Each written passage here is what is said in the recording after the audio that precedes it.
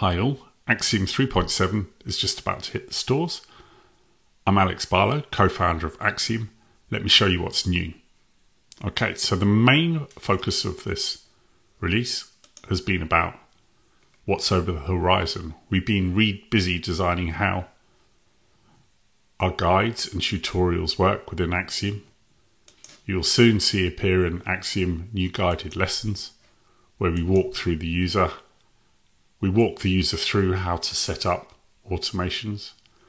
This will be a good tool for brand new beginners who need to learn new skills and for users who wish to learn more skills to advance their bot building or browser automation abilities. You can see we're also going to make changes and provide better help for our users and a more guided experience. Next up, it's taken us a while, but we've recognised it's very important now to update our academy.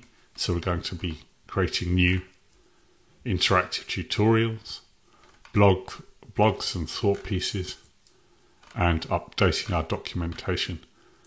That's a glimpse of our first iteration of design. We're going to hopefully start building soon. Next up, we've also been busy redesigning our payment pages. So we'll be developing those soon as well and deploying some updates to our website. Finally, let's show you what's coming in the extension.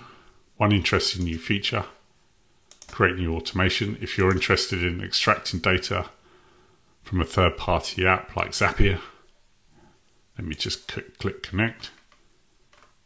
Now you can add the step if you've got a pro account, and we've added a new feature to allow you to set up test data. So no longer do you need to set up Zapier first or your API.